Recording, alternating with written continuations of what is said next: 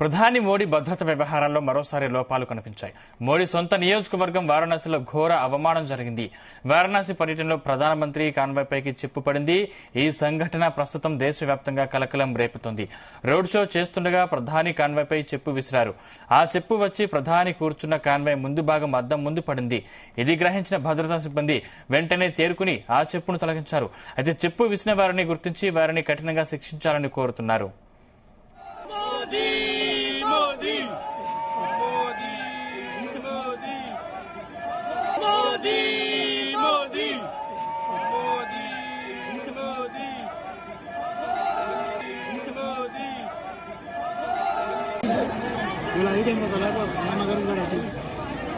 Photo निकालो हमारा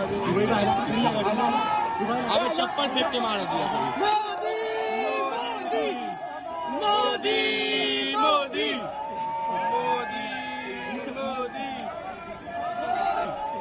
Modi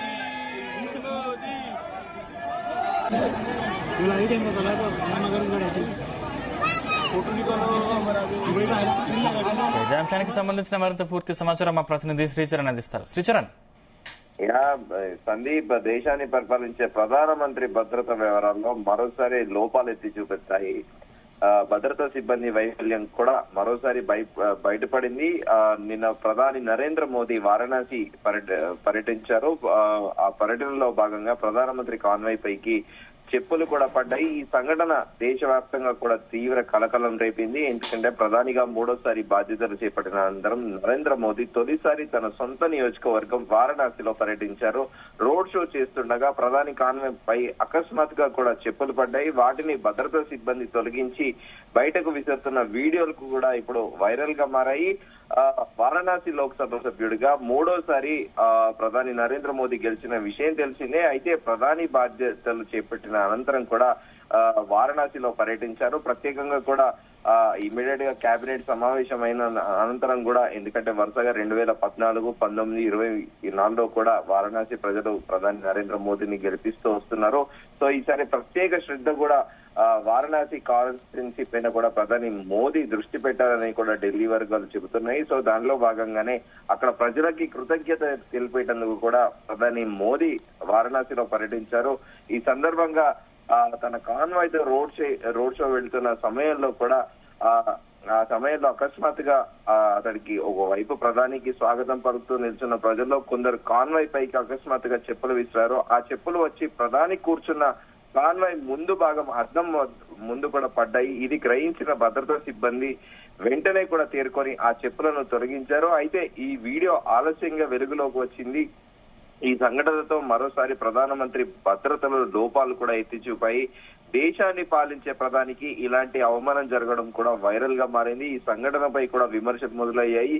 Congress party, ఇతర విపక్షాలు ఈ వీడియోను చూసి స్పందించాయి. మోదీపై ప్రజలకు ఎంత వ్యతిరేకత ఉందో ఈ సంఘటన నిదర్శనమని కూడా విపక్షాలు చెబుతున్నాయి. కాగా ఈ సంఘటనపై కేంద్ర భద్రతా బలగాలు తీవ్రంగా పరిగణించినట్లు కూడా తెలుస్తోంది. చెప్పు విసిరిన వారెవరో గుర్తించే పనిలో కూడా పడ్డట్లు కూడా సమాచారం. వారిని అదుపులోకి తీసుకొని కఠిన చర్యలు కూడా తీసుకునే అవకాశం ఉందని అంటున్నారు.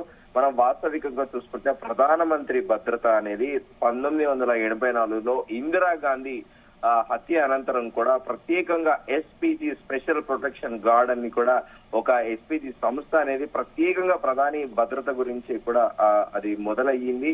సో అనంతరం రాజీవ్ గాంధీ ప్రధానిగా ఉన్నప్పటి నుండి కూడా దేశవ్యాప్తంగా కూడా ఇప్పటికీ కూడా సోనియా గాంధీ కుటుంబ సభ్యులకు కూడా ఇదే ఎస్పీజీ, స్పెషల్ ప్రొటెక్షన్ గార్డ్ సభ్యులు కూడా వాళ్ళ కుటుంబ సభ్యులందరికీ కూడా భద్రత పహారా కాస్తూ ఉంటారు.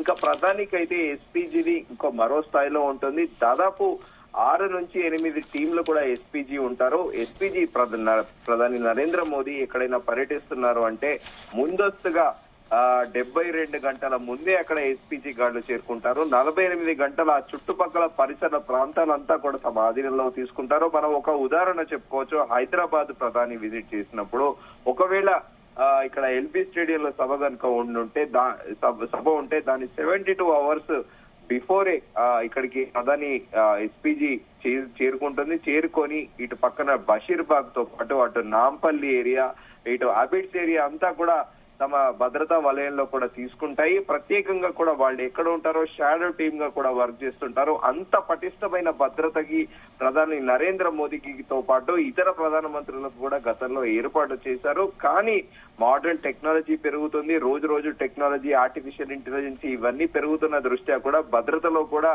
చాలా రోజు రోజుకు కూడా కీలక మార్పులు చేర్పులు కూడా చేస్తున్నారు. కానీ నేను అకస్మాత్తుగా ప్రధానమంత్రి నరేంద్ర మోదీ రోడ్ షోలో చెప్పులు విసరడం ఏంటి, దాన్ని భద్రతా సిబ్బంది ముందుగా గుర్తించకపోవడం ఏంటి అనేది కూడా ఇప్పుడు సర్వత్రా చర్చనీయాంశంగా మారింది.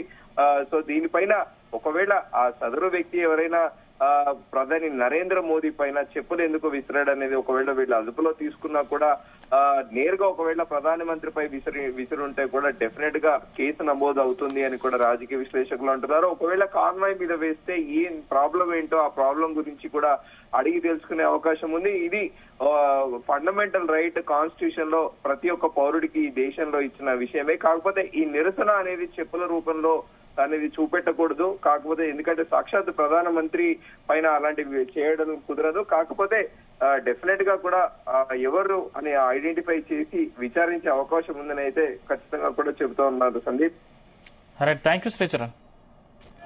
మోదీ మోదీ మోదీ మోదీ మోదీ बोला आई टाइम में चला तो गाना कर रहा है फोटो निकालो हमारा वही का अब चप्पल फेंक के मार दिया मोदी मोदी मोदी मोदी मोदी मोदी मोदी बोला आई टाइम में चला तो